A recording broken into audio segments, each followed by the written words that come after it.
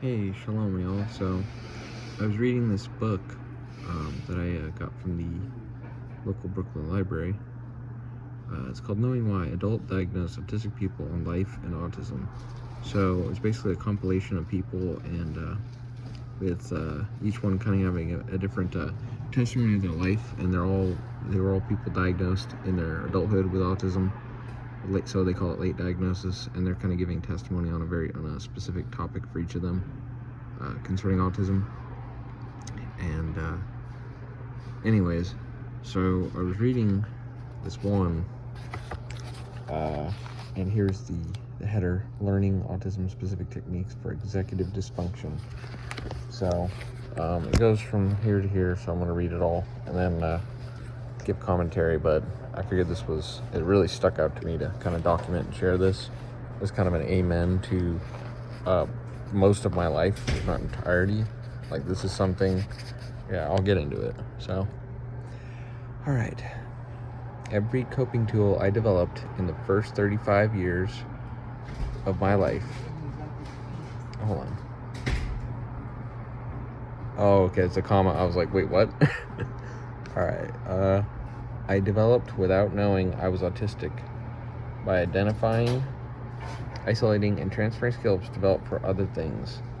The cognitive behavioral therapy techniques I learned for anxiety, for example, have helped me avoid more than one meltdown, and the stimming I use to keep my OCD at bay can help me with sensory self-regulation. For example, like when you see somebody like kind of vigorously tapping their leg up and down, right, when they're sitting down, that would be stimming. So that's partly what they're describing there. Okay.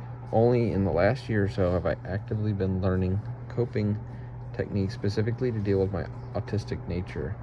One of the most useful skill sets I've learned is for coping with autism-related executive dysfunction, difficulty with self-regulating, planning, and executing tasks many autistic people struggle with.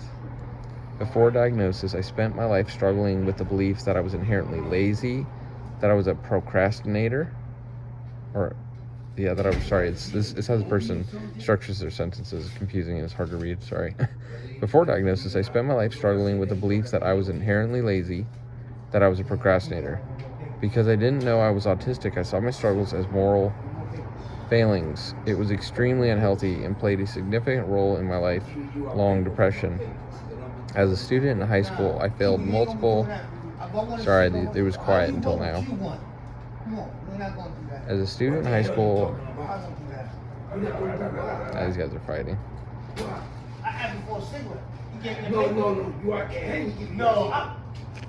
Devils. See?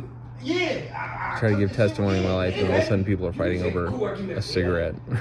These people are fools. They don't know the way of peace. They don't know Messiah. As a student in high school, I failed multiple classes despite being labeled as gifted because I simply refused to do a lot.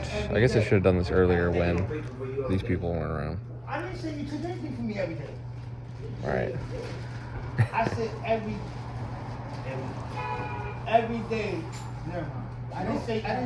I'm waiting for a lull, and I'm like, I didn't say that. You said. I didn't say that. I didn't say. Listen to this is madness. You said that. It literally doesn't make any sense. They argue over the dumbest things, and it makes no sense. And there's principalities and powers behind them. So you don't even know what you said. Because it doesn't make sense. You're confused. You guys are confused about what you're even arguing about. As if there's some injustice. You can't even agree what the injustice might be. I can take care of it. No, I know I got that motherfucker. No.